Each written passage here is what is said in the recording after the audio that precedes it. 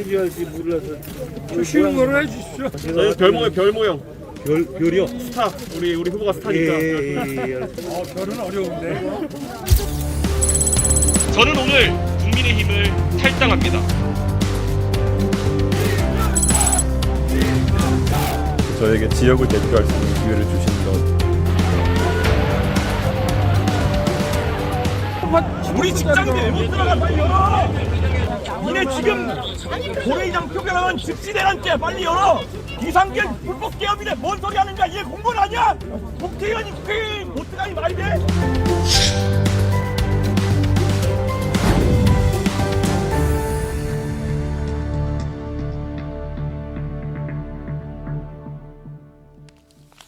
네, 지금 오늘 한국 정치에서 누구보다 할 말이 많을 것 같은 정치인 개혁신당 이준석 의원 스튜디오에 모셨습니다. 의원 어서 오세요. 네, 안녕하세요. 네, 뭐 조금 전에 영상에서 윤석열 당시 후보하고 다정했던 모습, 그리고 또 바로 뒤에 영상이 다시 비상계엄이 선포돼서 국회 앞에서 항의하는 모습까지 다 봤는데, 네. 자, 올해 새해가 밝았습니다만 올해만큼 희망보다 걱정이 더 많은 한 해가 많지 않았던 것 같습니다. 어떻게 생각하십니까? 현재 한국 정치의 상황을. 사실 작년부터 이미 대한민국의 고민은 시작됐습니다. 윤석열 대통령이 연말에 갑자기 계엄이라는 걸 하면서 정치적인 상황에 대한 고민까지 국민들에게 얹어진 것 같아가지고 참 안타깝지만, 이미 경제 위기라든지 아니면 양극화 위기, 또 일자리 대량 실업 위기라든지 이런 것들이 감지되기 시작했거든요. 근데 여기에 대해 가지고 결국에는 한쪽에서는 뭐 계엄까지 일으킬 정도로 야당을 무시하고 이렇게 정치를 해왔고, 또 반대로 거대 야당 같은 경우에는 자신들의 지도자를 지키기 위한 행동을 계속 해오다가 결국 극한 대립으로 이런 사태가 터진 거 아니겠습니까? 저는 완전히 판 바꿔야 된다. 제가 좋아하는 그 돌아가신 고 노회찬 의원님이 항상 하셨던 말씀, 불판 갈 때가 됐다. 그런 생각입니다. 지금은 불판이 다 타버렸기 때문에 여기에 아무리 맛있는 고기를 올려도 이제 정치가 어떻게 국민들에게 도움이 되는 상황이 안 나고 있거든요. 싹 판 갈아야 된다는 생각입니다. 그때 숯불갈비집에서 네. 출마 선언했던 것도 그런 뜻이었나요? 그런 의미도 나중에 사후적인 해석하는 분들이 있는데요. 굳이 말하자면은 저는 그런 시기가 됐다. 이런 생각합니다. 자, 지금의 상황을 보면 현직 대통령에 대한 체포영장을 집행하느니 마느니 누가 하느니를 놓고서까지 우리 국민들이 그 상황을 봐야 됩니다. 자, 법적으로 무엇이 가능하고 무엇이 불가능한가를 이렇게 많이 따져봤던 적이 없는 것 같아요. 이 모든 사태를 불러온 가장 큰 원인은 뭐라고 보십니까? 저는 정치권에 이제 법기술자들은 다 사라져야 된다. 그런 생각입니다. 제가 저도 친한 정치인 중에 법조인 출신이 많지만은 네. 지금 보면요. 양당의 대표격인 인물들, 그리고 또 뭐 대통령, 그리고 주요 직위에 있는 모든 분들이 법조인 출신이에요. 지금 이재명 대표 법조인 출신이죠. 권영세, 권성동 두 분 법조인 출신이죠. 네. 그리고 한동훈 대표도 전에 법조인 출신이었고, 황우여 비대위원장도 법조인 출신이었고, 이러다 보니까 모든 사안만 생기면은 선악구도 만들기에 바쁩니다. 저 사람이 나쁜 사람이고 내가 착한 사람이다. 저 사람이 그러니까 나쁜 사람이 감옥 가야 된다. 네. 아니면 나 감옥 가면 안 된다. 이거로 대한민국 정치가 도배되고 있는 것이고, 지금 국민들은 이 탄핵의 상황 속에서 장사가 안 돼, 주식값은 들쭉날쭉해, 환율도 올라, 이런 상황 속에서 삶의 고민을 하고 있는데, 정치인들은 여기서 어떻게 하면 법리적으로 조금 이득 볼까 이런 생각하고 있는 거거든요. 저는 네. 사실 오늘도 앞에 뭐 세 분 나와서 하신 말씀 많이 들었지만요. 지금 탄핵 심판은 탄핵 심판대로 가는 것이고요. 네. 내란죄나 형사적인 부분은 또 따로 다뤄질 거예요. 그런데 국민의힘에서 또 이제 기세를 올리게 하는 말처럼 뭐 내란죄가 포함되느니 안 되느니가 뭐 영향이 크다 이러는데요. 사실 탄핵 심판에는 큰 영향 없습니다. 탄핵 심판은 이미 꾸준히 진행되고 있고요. 준비기를 마치고 이제 실질적인 심사에 들어가고 있거든요. 많은 이제 법학자들이 2월 중순에서 말 사이에 나올 것이다. 이건 바뀌지 않을 거예요. 네. 예. 그러니까 지금 다투고 있는 것은 윤석열 대통령이 탄핵 심판과 별개로 내란죄로 체포돼 가지고 수사를 받고 뭐 구속영장을 받고 형사적 처벌을 받게 될 것이냐에 대해 가지고 그건 윤석열 대통령 개인이 방어해야 될 것인데, 그걸 대통령이 뭐 유튜버들한테 얘기하고 이래가지고 국민들한테 와서 막아달라 그러고 지지자들한테 막아달라 그러고 국회의원 몇십 명 가가지고 또 거기에 줄 서가지고 거기에 가서 관저 앞에 방어하고 있고, 이거 자체가 지금 대한민국 정치의 핀트 잘못 잡고 있다는 얘기입니다. 네, 그럼 이준석 의원은 지금 헌재가 2월 말에서 뭐 2월 늦어도 2월 말까지 윤석열 전직 대통령에 대한 탄핵 심판을 인용해서 윤 대통령을 파면할 거라고 확신합니까? 거기에 대해서는 100% 확신하고요. 그렇다고 했을 때 저는 이미 대한민국은 잘 생각해 보시면은 지난 박근혜 대통령 탄핵 때는요. 탄핵 그 표결한 다음에요. 오히려 그 탄핵 심판 결과가 나오기 전까지 한 두세 달의 시간 동안에 다양한 사람들이 나와가지고 대한민국을 어떻게 이끌지에 대한 비전을 이야기했어요. 네. 그때 보면 여권에서는 이긴 하지만 그 안에서도 뭐 반기문 총장을 띄우려는 시도라든지 아니 뭐 유승민 의원도 바른정당 차리면서 이런저런 시도를 했고 이런 대안 모색의 시간이 있었거든요. 네. 그럼 지금 같은 경우에는요. 지금 탄핵 표결된 지가 거의 한 달이 다 돼가는데 벌써 20일 가까이 다 돼가는데 아직까지 국민의힘에서는 여기에 대해서 판단을 못하고 우왕좌왕하는 거 아닙니까? 네. 40명이 관저에 올라갔다는 거는 어찌 보면 많은 숫자지만은 네. 저당이 108명입니다. 네. 그 당의 주류적인 의견도 안 되는 거예요. 그러니까 그래도 40명이면은 3분의 1 이상이죠. 그 정도 되지만 예. 그게 사실 그 당시에 보면은 박근혜 대통령 탄핵 때 보면은 탄핵에 찬성하는 게 절반, 안 하는 게 절반 정도 됐었거든요. 네. 그에 비하면은 지금 탄핵 반대하는 분들의 비율이라는 것이 훨씬 못하거든요. 그러니까 오. 저는 지금 상황에서 결국엔 이렇게 가면 어떻게 되냐면요. 제가 네. 그대로 얘기해 드릴게요. 지난 탄핵 대선 때도 국민의힘은 그 당시 자유한국당이었죠. 그렇죠. 탄핵 결과가 나올 때까지 왜냐하면 해놓은 말이 너무 많으니까 네. 그 다음 조기 대선 준비를 하나도 못했어요. 그래가지고 탄핵 선고가 떨어지고 난 다음에 그게 아마 3월 10일일 겁니다. 3월 13일까지 하다가 3월 14일부터 이제 대선 후보를 찾기 시작합니다. 네. 그래서 3주 지나고 이렇게 하다 보니까 결국에는 실제 나중에 대선을 할 수 있는 기간 한 달도 안 남아 있었던 그런 적이 있던 거거든요. 그러면 그 선거는 해볼 필요도 없이 이제 지는 거거든요. 저는 이제 그 똑같은 일이 재판된다. 왜 그럴까요? 지금 이 많은 것들을 국민들이 보고 탄핵에 대해서는 굉장히 높은 가능성을 사람들이 보고 있는데 거기에 대해서 지금 아니라고 내란죄 혐의를 받아 수사받아야 될 대통령을 방어하겠다고 많은 시간을 낭비하고 있는 겁니다. 이게 국민의힘의 시간일 뿐만 아니라 대한민국에서 어쨌든 다양한 대안을 놓고 이제 다음 정권은 어떻게 굴러가야 될까를 갖고 국민들이 고민해야 될 시간 자체를 앗아가는 겁니다. 이렇게 하면 어떻게 되겠어요? 선거 한 달 정도 놔두고 나가지고요. 지금 들고 가는 게 뭐밖에 없지 그 부정선거밖에 없지 않습니까? 그 부정선거론 같은 음모론으로 어떻게 나중에 가서 대한민국의 정권 재창출하겠다고 자신들이 나설 것이며 그럼 뻔하거든요. 저는 생산적인 담론이 나올 수 있도록 네. 빨리 판을 갈아야 된다. 그런 생각입니다. 자, 국민의힘을 떠나긴 했습니다만 아직 국민의힘에 대한 애정이 있는 차원에서 그런 조언을 하시는 건가요? 애정보다가요. 네. 저는 너무 안타깝습니다. 지금. 네, 지금 저렇게 해가지고요. 40% 지지율이 나온다라고 이제 하는 것 같은데. 지지율이 지금 그 비상계엄 사태 이전으로 돌아간 것으로 나오고 있습니다. 뭐 자세한 내용은 조금 전에 말씀을 드렸기 때문에 다시 반복하지는 않겠습니다만. 제가 여론조사 자격증이 있는 몇 안 되는 정치인인데요. 네. 그 ARS 조사에서 저희가 특이한 지점을 가끔 발견할 때가 뭐냐면요. 호남 지역의 지지율이 보수 정당이 30% 가까이 접근하거나 네. 그런 경우에는 굉장히 강한 어떤 그 왜곡이 있었다고 의심하는 것이 정상입니다. 역선택 뭐 그런 역선택이 건가요? 아니라요. 네. 어떻게 되냐면은 ARS 조사와 면접 조사의 차이가 뭐냐면요. 네. 면접 조사는 목소리가 다 들리지 않습니까? 네. 그렇기 때문에 내가 20대 청년이요 이렇게 답하면은 면접관이 압니다. 네. 예. 근데 ARS는 번호를 누르는 거기 때문에 사실상 그런 부분이 있어가지고 왜곡을 할 수 있는 부분이 있거든요. 저는 사실 어떤 분들이 그런 걸 주로 하고 다니는지도 들어봤고 하기 때문에 제가 조금만 지켜보십시오. 왜냐하면 이게 지금 탄핵 이후의 지지율이라고 하는 것이 굉장히 출렁임이 클 것도 자명하고 네. 하지만은 지금 상황에서 저걸 바탕으로 해서 무슨 민심이 반전되었고 윤석열 대통령을 탄핵하면 안 된다고 대한민국 국민들이 대부분 생각한다. 그렇게 자신 있으시면 오늘 주변에 가가지고 삼겹살집에 가가지고 소비 진작도 할 겸 주변 사람들이 윤석열 통해서 어떤 평가하는지 한번 들어보시면 될 것 같습니다. 여론조사 자체를 신뢰할 수 없고 또 지금 여론조사에 나타나는 것은 허수일 뿐이다. 이런 주장이신 거죠?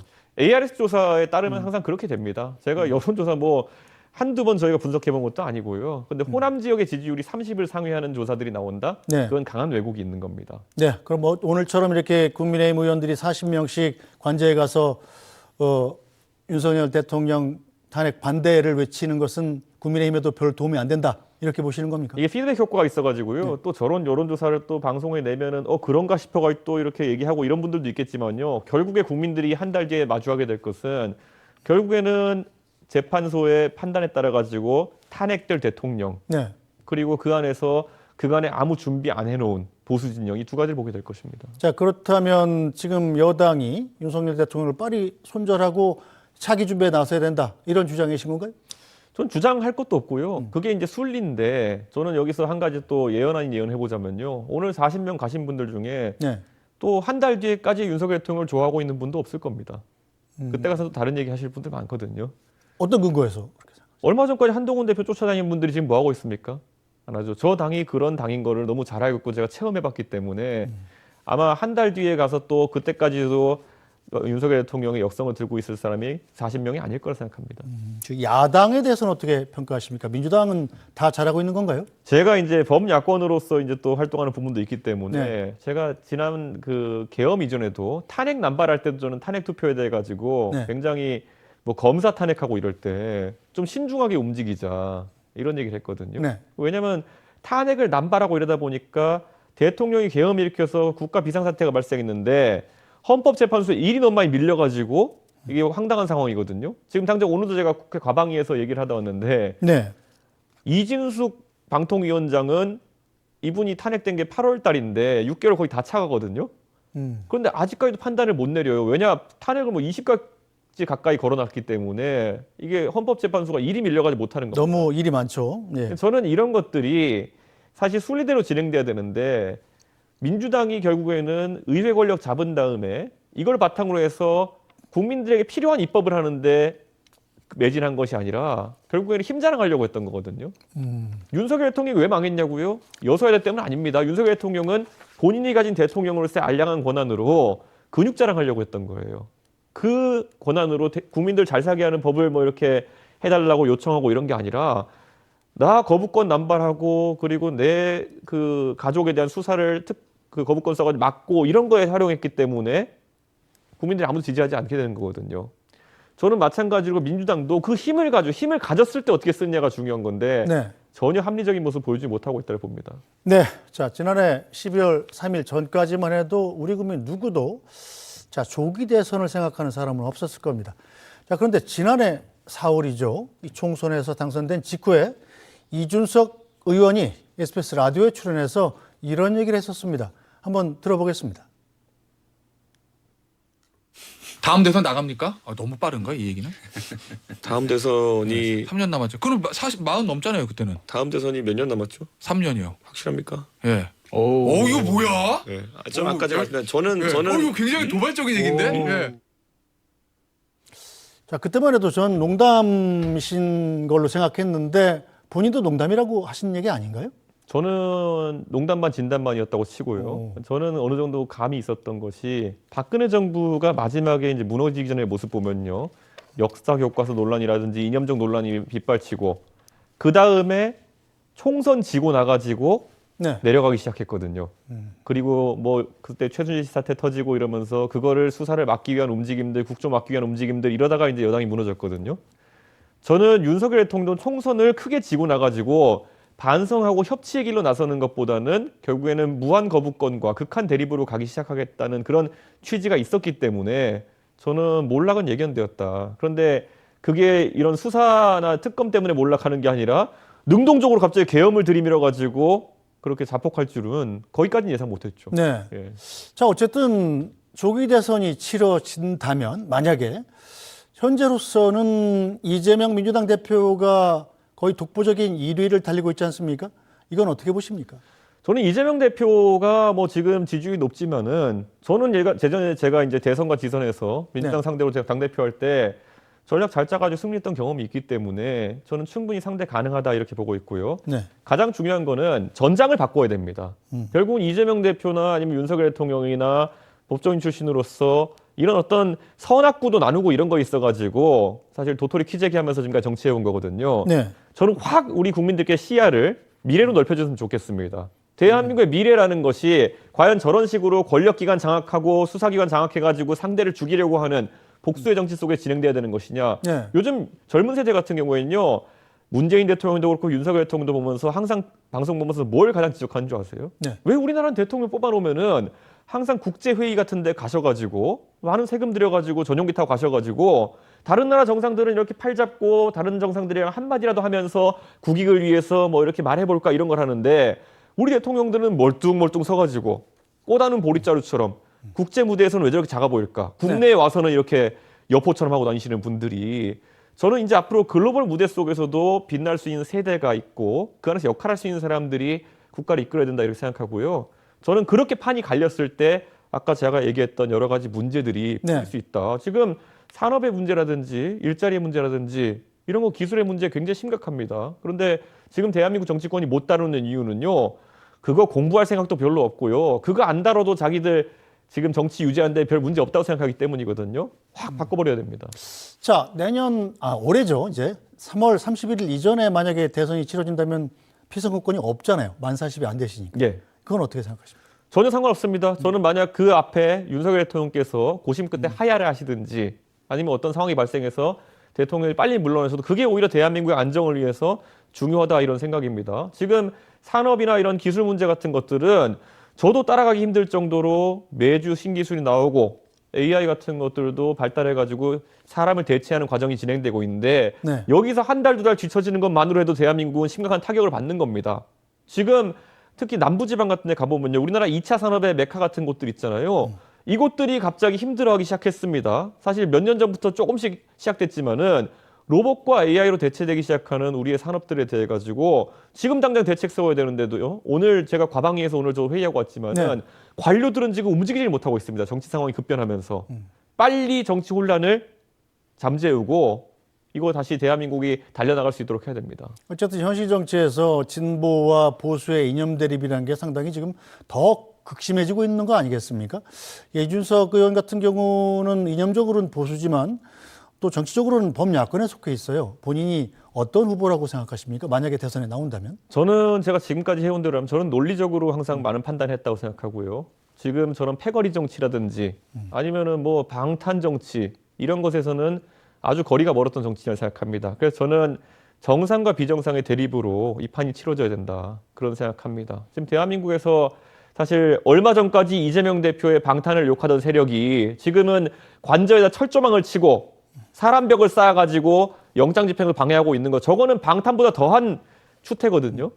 저는 그렇다면 이제 저 둘 다 퇴출시킬 때다. 고 노회찬 의원님 말씀대로 불판 갈아버리자. 그 말씀밖에 드릴 게 없습니다. 자, 불판이 뭐 적당히 좀 크기가 있어야 되지 않겠어요?